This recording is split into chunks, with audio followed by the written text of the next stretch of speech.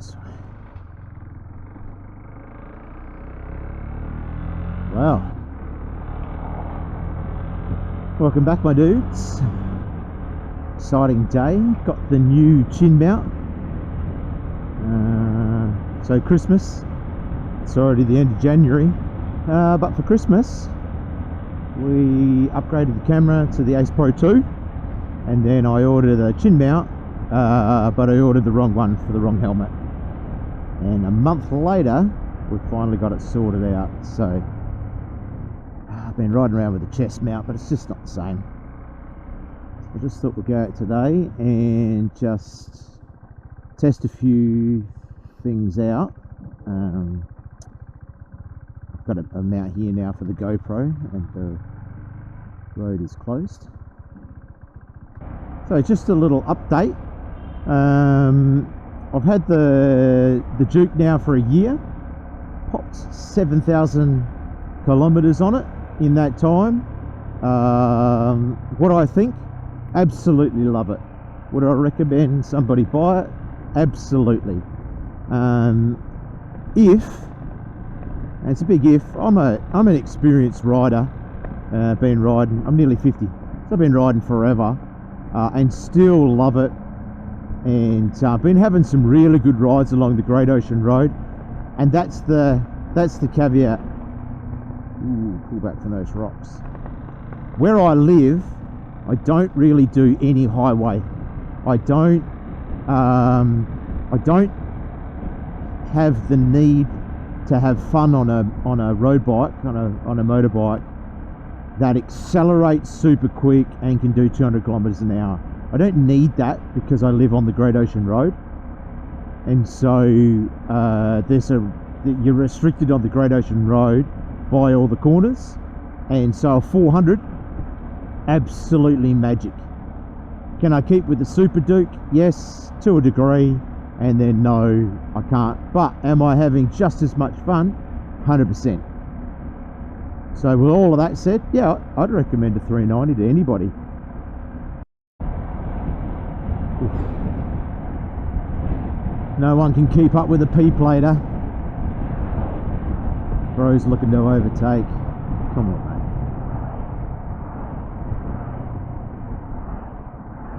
mate. Yeah, so the reason I bought the Duke instead of another dirt bike is because my son bought an R3, and so that's going well. Pretty steep learning curve in this world where kids don't drive manual anything, no clutch. But he's sort of 6 months into that journey now. I don't get much footage of him because he doesn't really want to be taped. Well, actually, he likes to see himself, but he doesn't want to see it on the YouTube, and that's cool. But he's really progressing really well. Turns out he's a safe-ish rider, but he's happy to push where it's safe, so he's progressing, and so that's really cool. We're hoping to do a track day. He's just got to get some money. He's been laid off at a job, so that, you know, not because of anything that he did wrong, just because of the economy that we're in. Actually, the track day will be really interesting because like my son's 19, so, you know, typical 19-year-old, and he's convinced that he's you know, a much quicker rider than I am, and driver, and that's all good. You want your kids to be better than you. You want like I say to my boys, the only man in your life that's not competing with you is me. So I love that. But maybe on the track I might still have an edge. It'll be interesting to see. He might be right, but I suppose we'll see.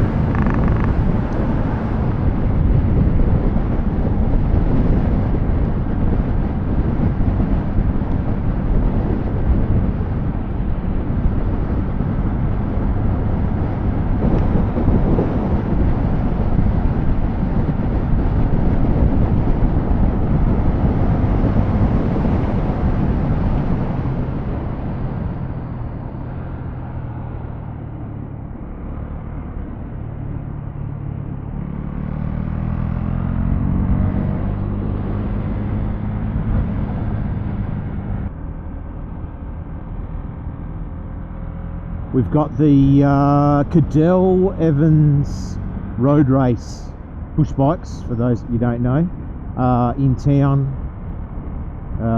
The women's, it's Friday today, women's are racing tomorrow, and then the men's, and they race up here and then down the other side.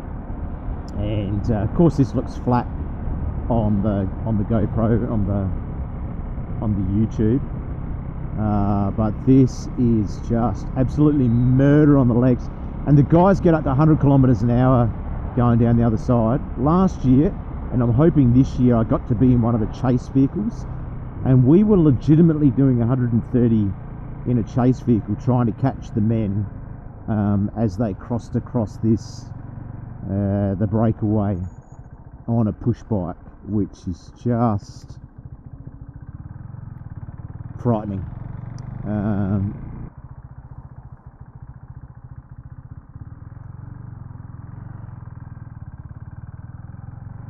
Last year in the men's, I don't know if they've fixed it up, I don't think they have. One of the men hit, maybe it was the start there, and stacked into the side here at, I don't know how fast they're going, pretty quick, or maybe it was there as you jump off. Super dangerous. And then this is quite the climb. They go up there, which, yeah, I've never ridden my push bike up there. I've ridden my push bike up here, but I've avoided the really steep bit. We will go around here.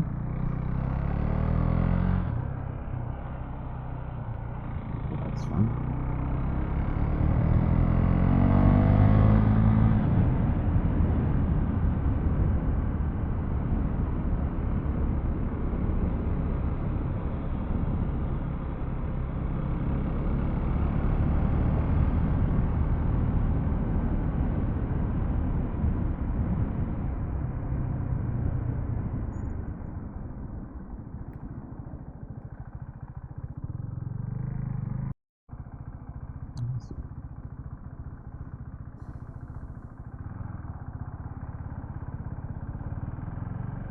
I've had a couple of rides with this camera just on my chest, and still trying to build up the confidence in knowing when it's on and when it's not on, because it's just a bit different to the GoPro. Also noticed I did the footage in the D-Log or I-Log or J-Log, whatever it is, the 8-bit profile, and just couldn't get the colour correction right. Did a little Google, then realised there's a LUT for DaVinci from Insta. Put that in, and that got me pretty close, a lot closer than what I was. So yeah, just these little things you just got to relearn, changing across from GoPro. Now I'll have the 2 lots, so I'll have to yeah, see how we go with all of that. But certainly is a whole heap of new things to learn, which is cool. I like that. Just was expecting it to be a bit easier. I'm wondering how the chin mount will go, if it improves my footage, because it seems like it's a lot more stable. Actually, I might go down this one. So I might just do a quick country run in a second, once I go buy my shirt. Oh, we have had some crazy hot weather over here, up into the 40s, and bushfires in the Otways, which is the forest above the Great Ocean Road. Then we had a flood.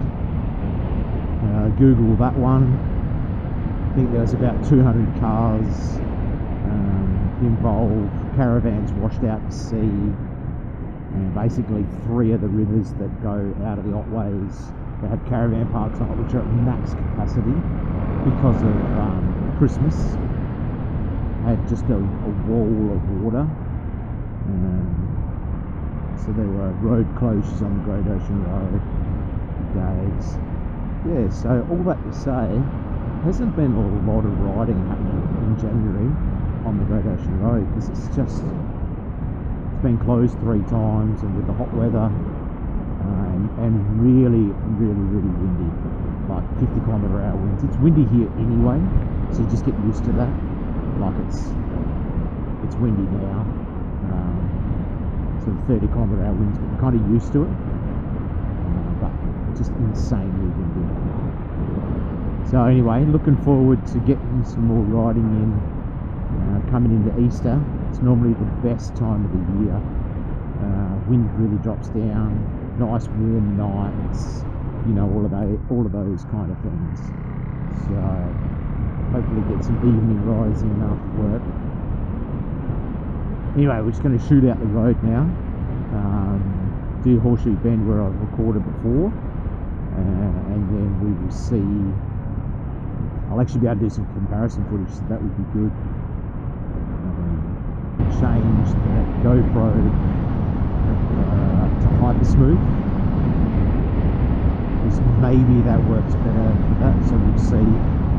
The sun's in a super awkward position just at the moment. So we'll do this run, a normal run, and then change the smoothness on the Ace. So let's just see how we go.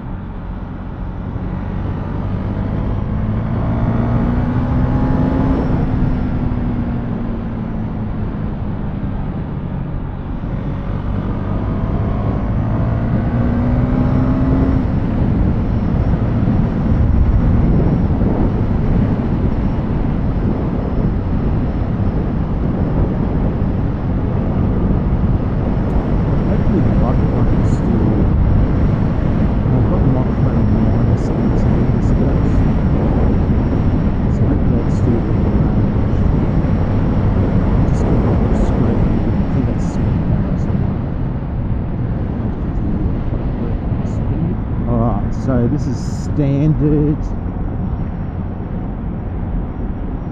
smooth, hyper smooth, I think. So there we go.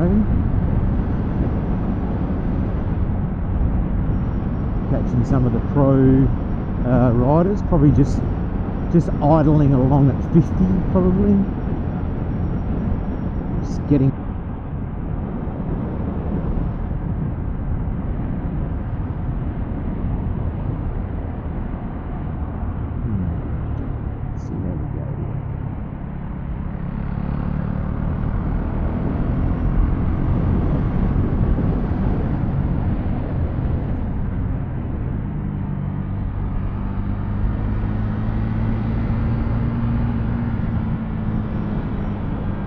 Second one here, go out a bit, let it come in.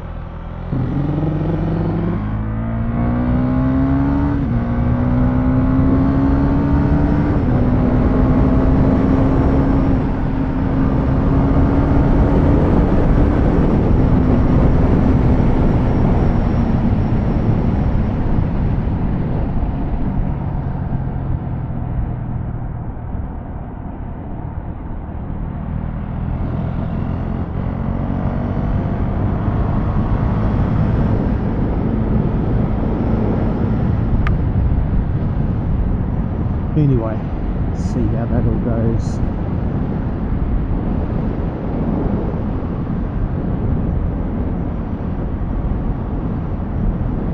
Hopefully